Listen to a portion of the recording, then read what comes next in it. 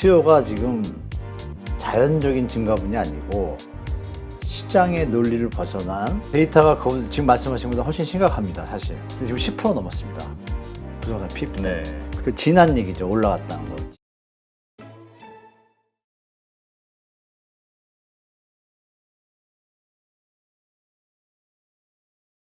오늘 또 모신 분은 많은 분들이 좋아하시죠? 한문도 교수님 모셨습니다. 안녕하세요. 네, 안녕하세요. 네.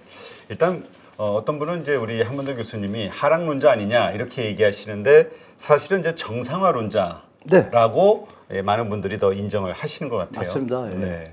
지금 어떻습니까? 우리 교수님만이 아니라 다른 많은 전문가분들이 있잖아요. 지금의 부동산 가격 이것이 지금 많이 떨어졌으니까 그냥 이제 어느 정도 떨어질 만큼 다 떨어졌다고 보시는지 아니면 뭔가 객관화시켜서 어떻게들 보시는지 좀 궁금해요.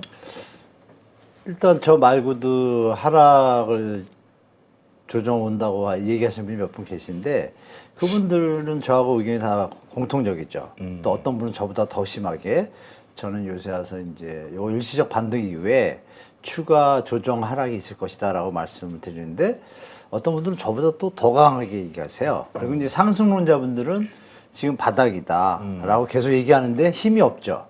힘이 없는 이유는 거래량이 탁 치고 올라가지 못하고 있어요. 그래서 이게 좀 논리가 빈약해지는 5월 달 이제 거래량을 봐야 되는데 4월 달이 그나마 또 버텨줬어요. 서울 아파트 기준으로 전국도 마찬가지고 버텨줬는데 추세가 약간 횡보선, 주식으로 말하면 밴드 거의 갇혔거든요. 그럼 이제 5월이 이제 어떻게 되냐가 중요하잖아요. 그렇죠. 그럼 이제 5월이 만약 꺾인다 그러면 이제 저나 다른 분들이 얘기한 것처럼 데드캣 바운스 더블 딥으로 갈 거다라는 게 좀 맞을 거고 만약에 5월에도 뭐 서울 아파트 기준으로 뭐 4천 건, 5천 건 돌파한다. 이러면 한두 달 더 가겠죠. 더 중요한 건 뭐냐? 4천 건, 5천 건, 6천 건 가도 분명히 또 떨어진다요. 저나 그 나머지 분들이 생각이 똑같아요. 그건 뭐냐면 수요가 지금 자연적인 증가분이 아니고 시장의 논리를 벗어난 규제 완화, 심하게 얘기하면 투기 정책, 그리고 특례보금자리는 효과를 보고 있잖아요. 네. 그것이 끝났을 때, 그리고 또 리스크들이 아직 정리가 안 됐잖아요. 그런 것들이 지금 해결이 된 게 아니라, 나중에 또 문제가 될 소지가 있는 그 작은 지뢰들이 터지면 심리가 가라앉잖아요. 그런 걸 감안하면 제가 볼 땐 추가 하락 조정이 있는 게 더 맞다라고 보는 게 더 합리적이죠. 왜냐하면 금리가 올라갔는데 대표님도 아시지만 미국이 금리를 올리고서 뭐 물가가 잡히고 안 잡히고 떠나서 6개월 안에 내린 적이 없어요. 네. 빠른 게 8개월인가 그랬고 1년 반 뒤에 내잖아요. 그럼 그 그렇죠. 사이에 일이 터지잖아요. 그리고 파월 장관이 이번에도 얘기했잖아요. 앞으로 한 2년 침체 올 거다. 그러면 그걸 예측해야겠죠. 저는 그렇게 보고 있습니다. 네. 그런데 지금 부동산이 다시 가격이 상승하기 시작했다. 뭐 이런 기사들, 또 거래량이 증가했다. 네네네. 그래서 뭐 1분기 전국 아파트 거래량이 전분기 대비 78% 정도 증가했다. 뭐 전분기 대비, 전년 대비. 전분기 대비. 그렇죠. 무서워. 그러니까 엄청나게 엄청나죠. 뭔가 달라지는 느낌. 그래서 제가 죄송합니다. 말씀 맞아주세요. 그래서 제가 준비했습니다. 네. 말씀 맞아주세요. 그 달라진 끝났어요. 느낌. 끝났어요. 네. 그러니까 이제 대표님이 질문을 제가 좀 아까 봤는데 그래서 도착하자마자 부랴부랴 제가 이건 100% 허위 과장 보도라고 판단됐기 때문에 묻지도 말고 따지지도 말고 그래서 바로 제가 조사를 들어갔습니다. 팩트 체크. 자, 읽어드릴게요. 네. 전 분기 거래량이요. 그러니까 1분기니까 3달이잖아요. 1월, 2월, 3월이지 않습니까? 네. 그 3개월을 계산을 하면 이 2022년도가 3,344개였어요. 그러니까 지금 한 6천 건 넘어가니까 80% 가까이, 2배 가까이 되는 거예요. 네. 와, 많이 늘어났죠. 그렇죠. 자, 그럼 이건 작년이에요. 그럼 작년이 어땠어요, 우리가? 거래량 줄기 시작할 때잖아요. 그죠? 줄기 시작할 때.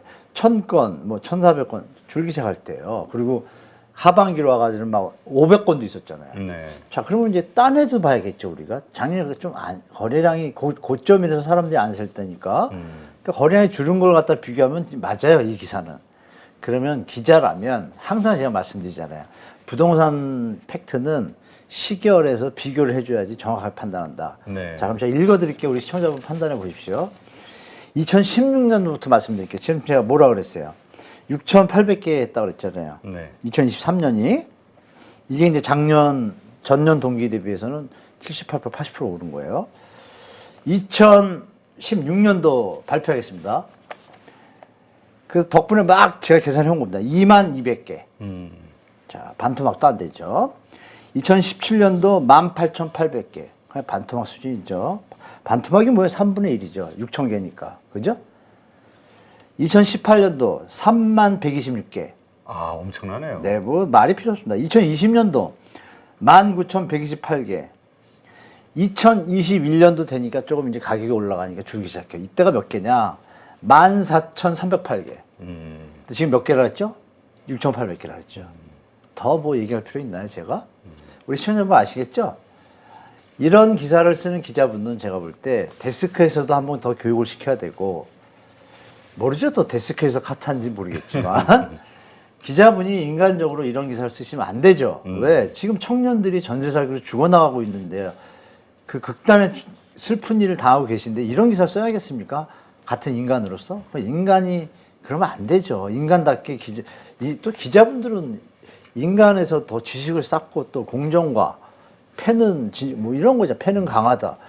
전혀 그쪽과 반대되는 마치 그 공무원 중에 일부 악덕 탐관오리 같은 어떤 양상?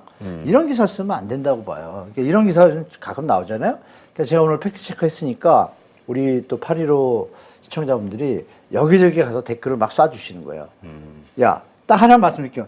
야, 2018년도는 3만 개, 16년도는 2만 개, 다 18,000개 이상이네. 3분의 1 토막이네. 무슨? 딱 이렇게 댓글 달아주시면 팩트가 전달되겠죠? 네. 자, 정리됐습니다. 그러니까 이 거래량은 착시 현상을 일으키는 거래량이 문제가 아니라 기사가 착시를 이렇게 썼죠. 그렇죠. 거래량을 그쵸? 해석하는 것 자체가. 네네. 자기 좋은 것만 딱 쓴 거죠. 근데 지금 여기 당하면 안 돼요. 네. 근데 그 상업용, 업무용 쪽은 오히려 좀 전분기 대비 줄어들었다. 뭐 3.6% 뭐가 감소했다.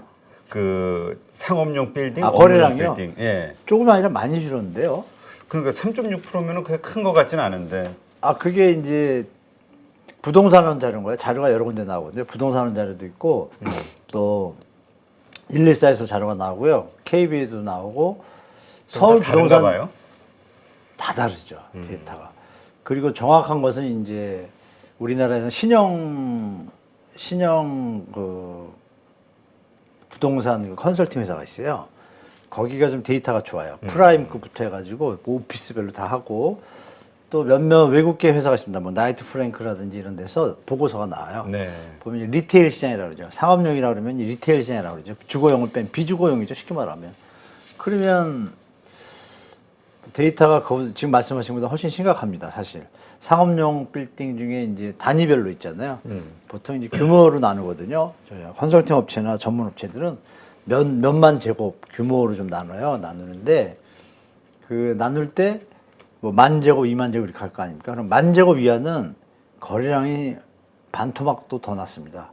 그게 뭐냐면 꼬마 빌딩 얘기죠. 그러니까 이제 빌딩 하면 꼬마 빌딩 생활, 우린 서민들은 이제 빌딩이 접해되고 뭐 좀 있는 분들은 이제 근데 뭐 일부 분들만 다 큰 빌딩 갖고 계시잖아요. 그러니까 그런 개념에서 본다라면 우리 시청자분들이 접할 수 있는 빌딩의 개념에서는 5층, 10층짜리 이런 것들은 지금 상태가 많이 안 좋습니다. 쉽게 말씀드리면. 그 대신에 프라임급 있잖아요. 뭐 여기 우리 815가 있는 건물도 프라임급이잖아요. 그렇죠. 이런 건물도 임차가 수요가 많아요. 입지가 좋고 네. 이러니까 이런 데들은 지금 말씀하신 그 수치가 맞는데 그럼 우리가 뭐 강남만 아파트가 있는 게 아니잖아요. 그렇죠. 수도권도 있고 다 있잖아요. 그걸 같이 말씀드리면 상태가 지금 많이 안 좋다라는 거를 제가 다다음 주에 한번 정리해서 올리도록 하겠습니다. 데이터별로 많이 안 좋다 말씀드릴게요. 왜냐하면 미국의 이 상업용 부동산이 안 좋아서 여기에서 빚어지는 뭐 여러 현상들, 그건 뭐 한국도 예외가 아니다 이런 얘기들이 많아가지고. 그러니까 그게 이제 잘 보셔야 될게요. 미국 때문에 우리가 상업용이 망할 게 아니잖아요. 원래는. 그렇죠. 우리는 우리 자체로도 이미 만만치 않게 상태가 안 좋습니다. 한 예로 제가 저번에 한번 말씀 안 드렸나요? 물류창고 안 드렸나? 딴 데서 얘기했나? 물류창고 다시 한번 복귀해서 말씀드리면 2020년도, 네. 20년도에 물류창고 하면 우리 코로나 전에 그 얘기 드린 것 같거든. 물류창고가 막 택배가 발달하고 이러면서 코로나가 되면서 갑자기 물건을 쌓을 때가 많아졌잖아요. 그렇죠. 필요하니까 물류창고 사업이 붐을 탄 거예요. 그래가지고 예. 막 대학교에서조차 부동산 수익 사업에 대한 세미나 하면 물류창고가 떴어요. 그게 불과 세수는 3년 전, 20년도니까 19년, 18년부터 20년도에 피크 쳐요. 그리고 21년도에 증권사들이 공격적으로 투자를 해요. 2020년도부터. 그게 지금 다 물렸어요. 물려가지고 여러분들이 아시는 물류창고 쪽은 뭐 집 근처에 가는 이런 창고가 아니라 뭐 2천 큰 창고 이런 것처럼 대형. 그러면 보통 단위가 뭐 1,000억, 2,000억, 3,000억 들어가요. 돈이. 네. 근데 그 돈을 PF를 해서 하거든요. 그러니까 경제가 이렇게 위드 코로나를 하고 나면 경제가 좋아질 거라고 판단해가지고 좋아질 거라고 판단해서 물류창고를 대거 사업을 들어갔는데 갑자기 이상하게 온 거예요. 미국이 금리 올리고 그렇죠. 경제 침체 분위기가 오고 그러니까 다시 그 임차를 들으려고 했던 택배업체나 이런 데도 물량이 주니까 어떻게 돼요? 필요 없잖아요, 창고가. 짓다가 스톱이 된 게 지금 큰 것들만 55개 중에 지금 10개만 진행돼요. 45개? 점점점. 그래서 지금 뭐 이따가도 나오겠지만 PF 연체율이요. 증권사들이 또 그 상업용에다 투자를 많이 했어요. 네. 증권사 지금 연체율이 여러분들 놀라시겠지만 5% 이상 그 부실채권 연체율이면 위험합니다, 자본이. 근데 지금 10% 넘었습니다. 부동산 PF 때문에. 네. 그 PF 중에 증권사 중하고 또 신협, 수협 이런 데 있잖아요. 네네. 이런 데들이 40~50% 그쪽에 엄청 대출한 했네요. 데가 많아요. 지금 대구에서 벌어졌던 새마을공원 사건도 오피스텔이잖아요. 아파트가 아니라. 네. 그것도 상업용에 들어가거든요.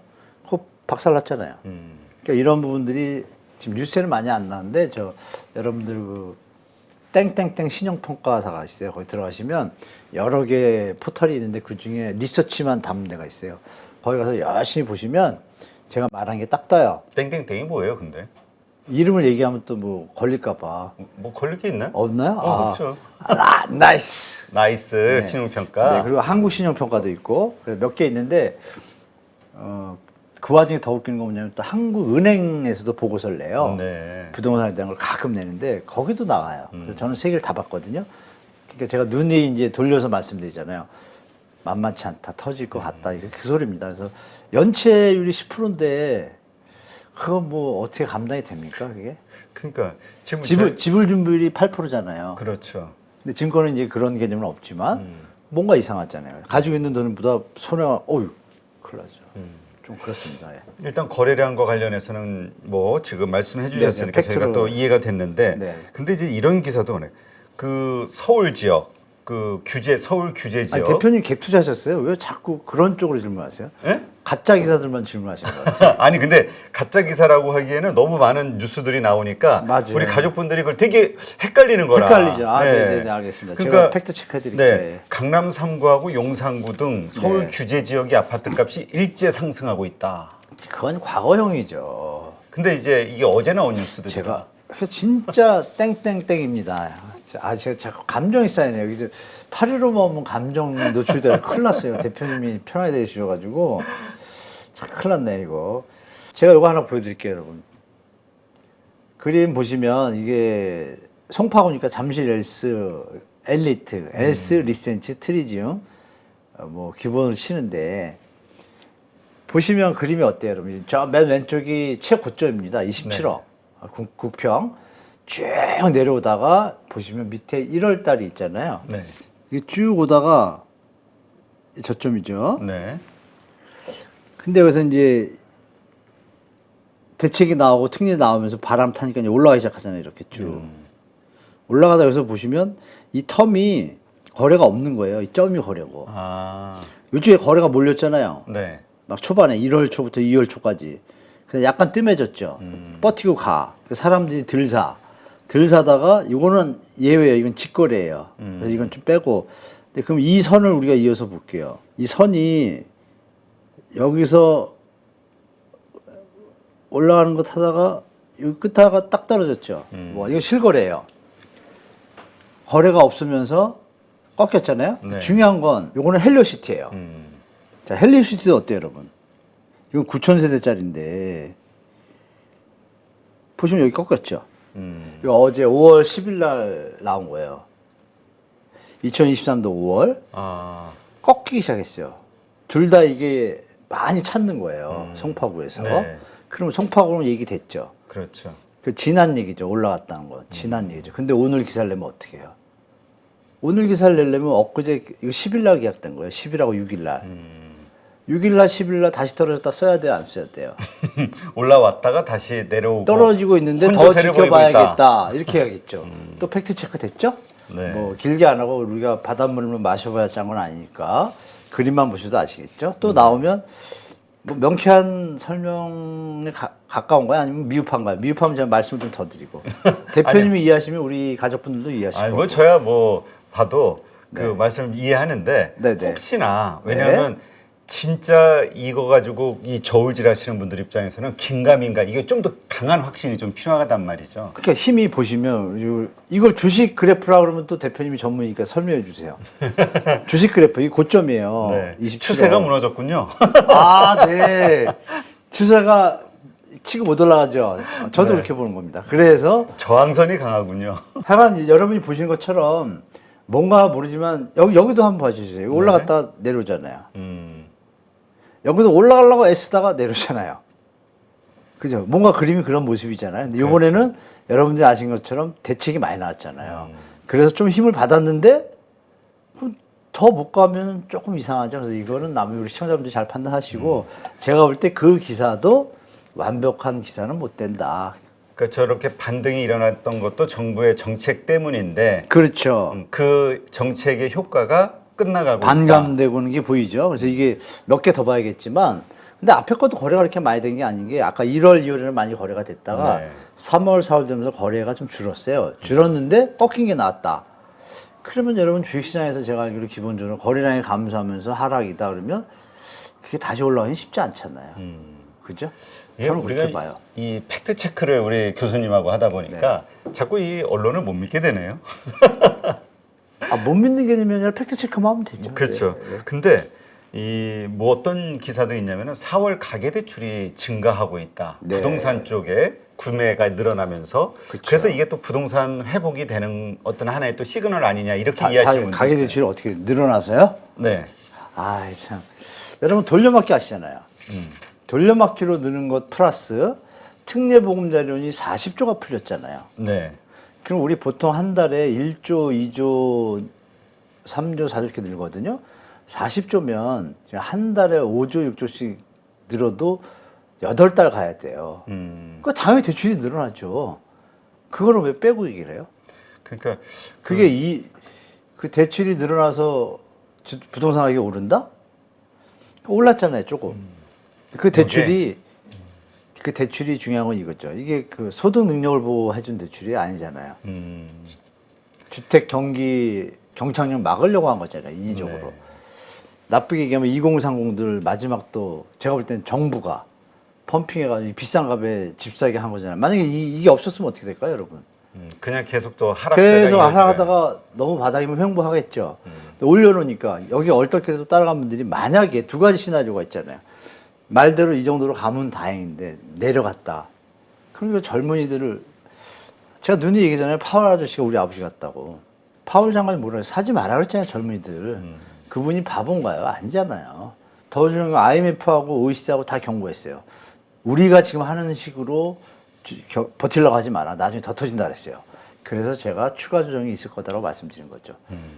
그러니까 추측입니다. 예측. 이게 네. 은행의 가계 대출이 넉 달 만에 증가로 전환됐다. 주택담보대출이 2.8조 늘어났다. 그래서 부동산 경기 살아나나 이런 말을 붙이는 사람은 기자분, 어느 일부 기자분이고. 이거는 그렇죠. 잘못된 것이다. 살아났나요? 그렇죠. 지금 살아났다고 볼 수 있나요? 이건 매도자나 매수자, 소비자를 다 속이는 기사예요. 왜? 매도자 입장에서 지금 레버리지가 강해가지고 이걸 처분해야겠는데 올라간다 그러니까 처분을 못하고 더 들고 갈 수 있잖아요. 자기 위험 아슬아슬해. 근데 5,000일억도 아까우니까 사업이 잘 안 되시는 자영업자가 계세요. 5,000일억이 크잖아요. 그럼 조금 더 봐달라고 하다가 만약에 이게 집값 내려면 어떻게 돼요? 팔기를 놓치잖아요. 그러면 이것도 안 팔리고 사업 더 큰 피해를 주잖아요. 올라가면 그나마 이해가 되는데 중요한 건 물건이 현재 상황이 물건이 서울의 아파트 지금 매물이 6만 몇천 개예요. 네. 6만 개 또 넘었어요. 5만 개가 줄었다가. 근데 말씀하신 것처럼 한 달에 지금 3천 개 거래되잖아요. 1년 내내 해도 3만 개인데 3만 개 중에 끼면은 못 파는 거 아니에요. 그렇죠. 근데 그러니까 이런 리스크를 생각해 본다라면 그렇게 쓰면 안 되죠. 리스크 지금- 해치에 대한 좀 기사를 좀 써줘야죠. 예. 그러니까 지금은 우리 잘 모르는 청년층들이 네. 그 멋모르고 다시 이거 반등하는 거 아닐까? 또 이거 놓치는 거 아닐까? 싸게 살 기회 이렇게 조급해가지고 결정해서는 안 되는 시점이다. 전혀 안 되죠. 제가 볼 때는 좀 기다리시는 게 더 낫지 않나 그렇게 말씀드리겠습니다. 네, 알겠습니다.